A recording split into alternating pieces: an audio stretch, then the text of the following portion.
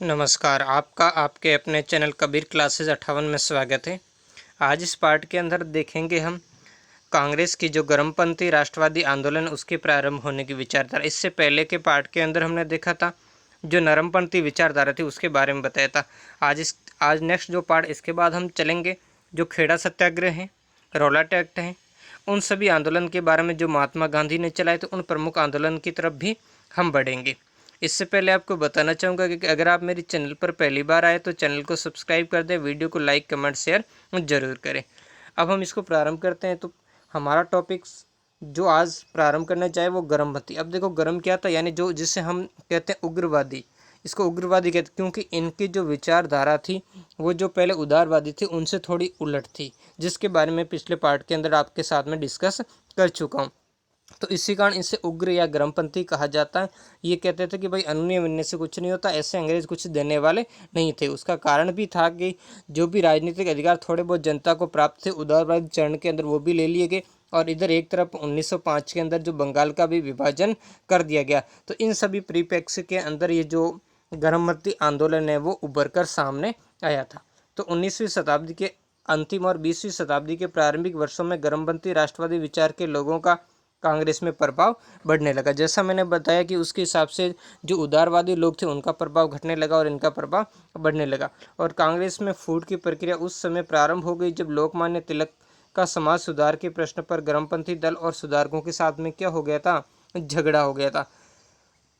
अब देखो तिलक का क्या कहना था। तिलक का कहना था कि स्वराज्य के बिना कोई सामाजिक सुधार नहीं हो सकता। किसके बिना? स्वराज्य के बिना। मैं पहले भी बता चुका हूँ। और स्वराज्य का मतलब इनका यह नहीं था कि अपना खुद का राज्य, मतलब एक ऐसी शासन प्रणाली से था जैसा कि स्वशासित उपनिवेशों के उपनिवेश किसके उस समय जो इंग्लैंड के, जैसे ऑस्ट्रेलिया था, कनाडा था, आदि उपनिवेशों के अंदर जो स्वराज्य प्रचलित था वैसा ही स्वराज्य ये यहाँ पर चाहते थे। तो तिलक ने कहा था कि स्वराज्य के बिना कोई सामाजिक सुधार नहीं हो सकते, न कोई प्रगति और न कोई उपयोगी शिक्षा और न ही राष्ट्रीय जीवन की परिपूर्णता हो सकती है। क्योंकि जब तक हमारा अपना शासन नहीं होगा, या नहीं ऐसे कह सकते हैं, अगर हमारी शासन के अंदर भागीदारी नहीं होगी तब तक हम कोई कार्य नहीं कर पाएंगे। क्योंकि अंग्रेज अपना हित चाहते और वो हमारा निरंतर शोषण करते रहेंगे, हमें टुकड़ों में बांटते रहेंगे। चार प्रमुख कांग्रेस के नेता लोकमान्य तिलक, विपिन चंद्र पाल, अरविंद घोष और लाला लाजपत राय। इसमें अरविंद घोष को छोड़कर बाकी को लाल पाल बाल के नाम से या फिर सिंपल आप बीपीएल के नाम से भी इन्हें संबोधित कर सकते हो, इस नाम से भी इन्हें आप जान सकते ने इस आंदोलन का मार्गदर्शन किया।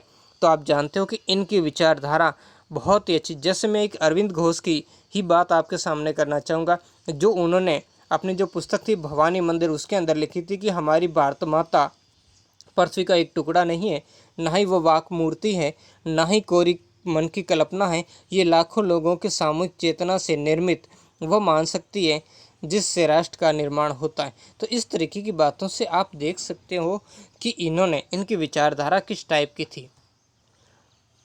इन गर्मपंथी आंदोलन के कार्यक्रमों में विदेशी माल का क्या करना, बहिष्कार करना, और स्वदेशी जो माल है उस माल का क्या करना, अंगीकार करना, यानी उसको क्या करना था, स्वीकार करना, तथा राष्ट्रीय शिक्षा और सत्याग्रह पर बल देना।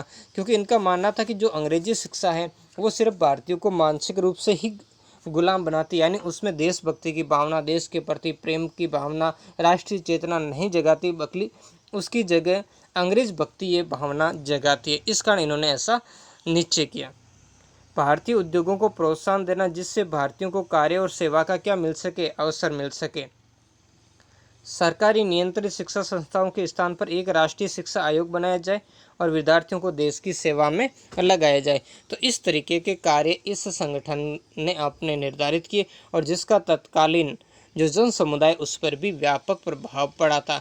क्यों? क्योंकि इन्होंने बहुत ही अच्छी बातें की थी। जो नब्ज थी भारतीयों की, उस नब्ज को इन्होंने पकड़ा था। और यही जो दुखते रूप के ऊपर कोई बात करेगा तो वो किसी भी को सुहानी होगी। तो ऐसी बातों के लिए इन्होंने जो दबाव डालना प्रारंभ किया था। अब देखेंगे, हालांकि इस आंदोलन में थोड़ा मैं आपको बता दूं थोड़ा एक्स्ट्रा है, लेकिन इसमें सफल भी ये हुए। जो 1906 के अंदर कांग्रेस का अधिवेशन हुआ था उसमें इनके दबाव से ही स्वदेशी, स्वराज, बहिष्कार, राष्ट्रीय शिक्षा जैसे 4 प्रस्ताव भी पारित किए गए थे। और जो महात्मा गांधी ने जो अपना आंदोलन बाद में जाकर चलाएंगे, आगे देखेंगे, उसका आधार इन उग्रवादियों ने तैयार किया था। जो स्वदेशी और बहिष्कार की इन्होंने नींव रखी थी और उससे लोगों के अंदर जो राष्ट्रवादी चेतना है वो जागृत करने का इन्होंने बहुत ही महत्वपूर्ण कार्य इन्होंने किया था। अब देखेंगे स्वशासन आंदोलन, या जिसे हम कहते हैं स्वशासन के लिए जो होम रूल लीग आंदोलन है उसके बारे में जानेंगे। तो देखो बीच के समय के अंदर क्या हो गया, काफ़ी समय थोड़ा गैप हो गया था। उस गैप को पाटने के लिए और जो नया एक आंदोलन चलाया गया था वही आंदोलन था होम रूल आंदोलन। देखो इस समय चल के आ रहा था होम रूल आंदोलन, मुख्य रूप से 1916 ईस्वी में प्रारंभ किया गया। तो देखो प्रथम विश्व युद्ध के दौरान जो राष्ट्रीय आंदोलन की दिशा और स्वरूप को बदलने के लिए आंदोलन चलाया गया था और इसका नेतृत्व मुख्य रूप से क्या किया था, जो मध्यम वर्गीय था, यानी जो नई पीढ़ी थी मध्यम वर्ग के रूप में उसके हाथों में आ गया था। तो इस स्थिति के अंदर क्या था, काफ़ी सारे मामले थे जिनके कारण ये आंदोलन जैसे हम प्रारंभ हुआ, जैसे 1919 के मार्ले मिंटो जो सुधार किए गए थे उनसे मोहभंग हो गया था। इधर जो विश्व युद्ध लड़ा जा रहा था उसमें ब्रिटेन का जो वास्तविक चेहरा है वो भी उजागर हो गया था। और इधर अब देखो 1908 के अंदर तिलक को जेल में डाला गया था, तो 1914 के अंदर जो तिलक भी जेल से बाहर आ गए थे। और ये आंदोलन मुख्य रूप से आयरिश पृष्ठभूमि के ऊपर चलाया गया था। तो 1915 से श्रीमती एनी बेसेंट ने आयरिश होम रूल लीग के नमूने पर होम रूल लीग की स्थापना, ये आयरलैंड के अंदर, आयरिश यानी आयरलैंड के अंदर चला गया, वहाँ ये सफल भी हुआ। तो वैसा ही आंदोलन, ये जो एनी बेसेंट है वो आयरलैंड की ही निवासी थी। 1916 में तिलक ने पुनः, अब देखो होम रूल लीग 2 स्थापित हुई थी, आपको ध्यान रखना कितनी हुई थी, 2, जिसमें पहली होम रूल लीग की स्थापना 28 अप्रैल 1916 को हुई थी, जिसे तिलक ने की थी। वो कहाँ पर हुई थी, पूना के पास बेलगांव के अंदर इसकी स्थापना की थी, वहाँ स्थापित इन्होंने की थी, जो कि किस नाम से जानी जाती थी, होम रूल लीग के नाम से। ठीक है ना, आपको 2 नाम का थोड़ा ध्यान रखना। लेकिन दूसरी होम रूल लीग की स्थापना किसने की थी, श्रीमती एनी बेसेंट ने की थी।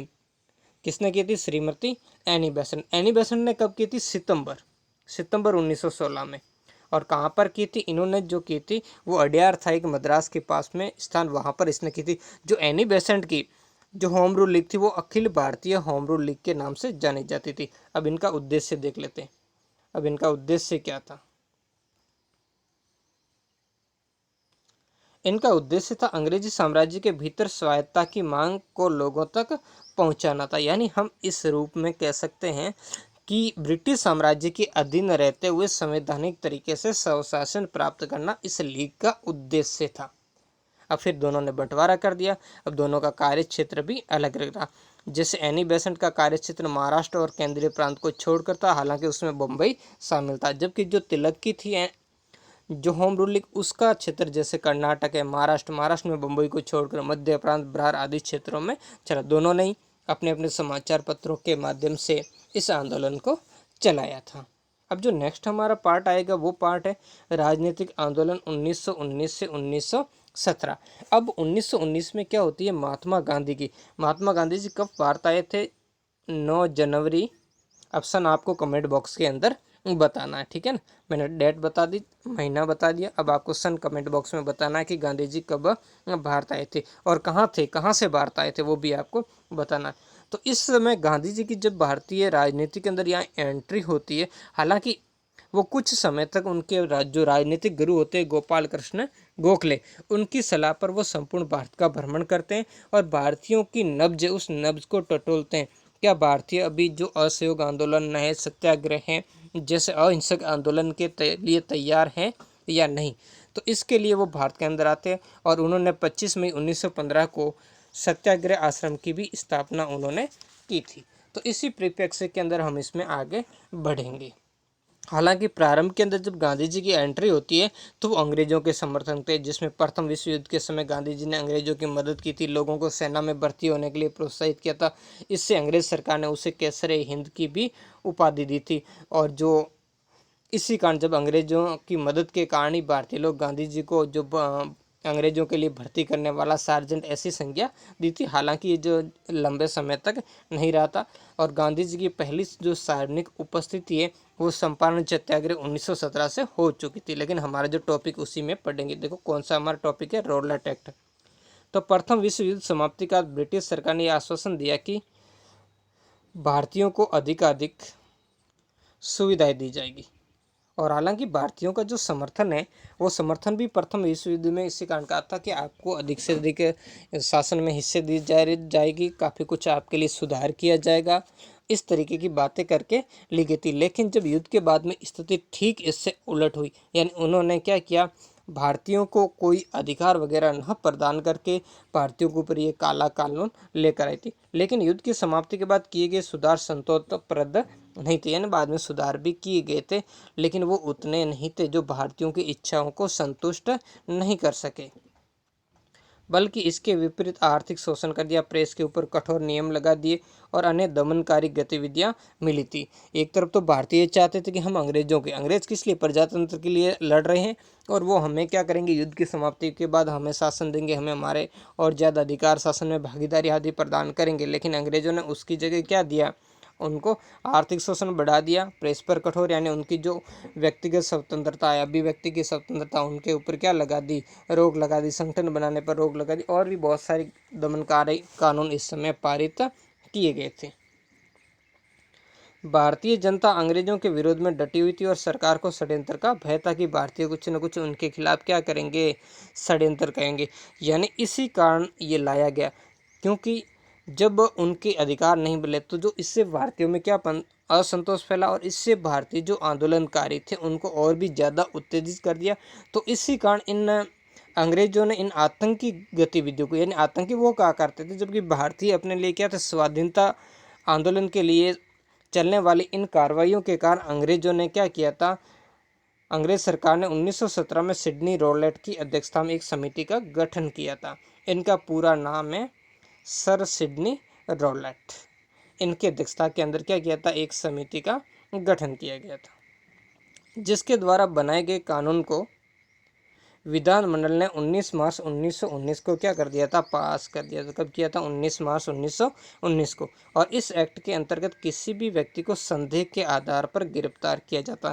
भाई हमें उसके ऊपर क्या है कि वो ऐसा हमारे लिए कर सकता है, ऐसा बिगाड़ कर सकता है, इस आधार पर इसको क्या कर लो, किसी भी व्यक्ति को गिरफ्तार करके जेल के अंदर डाला जा सकता। उसे न कोई अपील, न दलील, न कोई वकील का अधिकार था। इसे काला कानून कहा गया। इसके लिए क्या किया गया, एक जो 3 वकील थे उन वकीलों की कमेटी बनाई गई, जो कमेटी ऐसे कानून बना सकेगी जो उस समय विधान के अंदर नहीं थे और उनके कानूनों को कहीं भी चुनौती नहीं दी जा सकती, यानी किसी भी प्रकार की इनके ऊपर सुनवाई नहीं की जा सकती थी। इसी कारण तो इसको न कोई अपील, न दलील, न कोई वकील, यानी कोई व्यक्ति वकील नहीं लग सकता था। इसके लिए हम सिंपल भाषा में हम इसे कहें तो सरकार जिसको चाहे, जब चाहे और जब तक चाहे जेल के अंदर बंद रख सकती थी बिना मुकदमा चलाए। इसी कारण इसे काला कानून कहा जाता था। अब नेक्स्ट हम देखेंगे, तो ये जब काला कानून आया तो स्वाभाविक सी बात है, ऐसे क्रूर कानून की क्या करेंगे, भारतीय विरोध करेंगे। तो इसी विरोध के अंदर जो गांधी जी के अनुरोध पर 6 अप्रैल को देश भर में हड़ताल आयोजन का निश्चय किया गया। तो जब पंजाब और दिल्ली के अंदर गांधी जी के प्रवेश को प्रोत्साहित कर दिया, उसी समय 9 अप्रैल की बात है, 9 अप्रैल 1919 को पंजाब के 2 लोकप्रिय नेता थे, डॉक्टर सत्यपाल और डॉक्टर सैफुद्दीन किसलू। वो कोई प्रदर्शनकारियों का नेतृत्व करते, लेकिन उनको सरकार ने क्या कर दिया, अकारणिक गिरफ्तार कर लिया, उनके साथ पिटाई की और इस तरीके की घटनाओं के कारण उन्हें वहाँ से निर्वाचित भी कर दिया। तो इन सब के कारण क्या हुआ, जो विरोध है और भी ज़्यादा तीव्र हो गया था। इधर 13 अप्रैल 1919 को, यानी इस समय 13 अप्रैल 1919 को सिखों के अंदर वैसाखी का दिन था। इस वैसाखी के दिन में रॉलेट एक्ट के विरोध में अमृतसर के जलियांवाला बाग में एक सभा का आयोजित की गई, जिसमें 20,000 लोग इकट्ठे हुए थे। ये सभा एक शांतिपूर्ण सभा चल रही थी और इसके अंदर सभा के अलावा उस समय वैसाखी के दिन होने के कारण आसपास के गाँव से और भी लोग आए हुए थे और दिन के समय यहाँ इस जलियांवाला बाग हत्याकांड के अंदर वो भी अपना रेस्ट कर रहे थे, बैठे हुए थे, जिसमें स्त्री, पुरुष, बच्चे भी सम्मिलित थे। जनरल डायर, इसका पूरा नाम है रेगिनोल्ड रेक्स डायर, जिसे जनरल डायर हम कहते हैं। इसको आपको मैं नाम लिख देता हूँ, जनरल रेगिनोल्ड रेक्स डायर है इसका पूरा नाम। तो इसने क्या किया था, इसने बिना कोई चेतावनी के इसने यहाँ इस पर प्रवेश किया और बिना कोई चेतावनी के इसने गोली चलाने का हुक्म दे दिया और गोलियां जब तक चलती रही जब तक कि कारतूस खाली नहीं, यानी वह मशीन गज लगा दी गई और मशीन गजों में गोलियां तब तक चलती रही जब तक कि क्या है उसमें से गोलियां खत्म नहीं हो गई थी। सरकार के अनुसार 379 व्यक्ति पाए गए, जबकि कांग्रेस समिति के अनुसार इसमें मरने वालों की संख्या क्या थी, 1000 से भी अधिक थी। यानी सबकी अलग अलग विचारधारा थी। हालांकि जो सरकार की बात थी वो क्या थी, वो सत्य नहीं थी, क्योंकि बहुत ज़्यादा ही लोग इसमें मारे गए थे, क्योंकि इसके एक ही गेट था, इस कारण उस गेट से लोग बाहर नहीं निकल पाए थे और बहुत सारे लोग इसके शिकार बने थे। तो इसके बाद में जो सरकार को भी एक हंटर कमेटी बनानी पड़ी। हालांकि उस हंटर कमेटी ने क्या किया था, जनरल डायर को सिर्फ बर्खास्त किया था और इंग्लैंड जाने पर उसे वहाँ की सरकार ने क्या किया था, सम्मानित किया था। और जो पंडित जो मदन मोहन मालवीय उनकी अध्यक्षता में कांग्रेस ने भी इसकी जांच के लिए एक समिति का गठन किया था।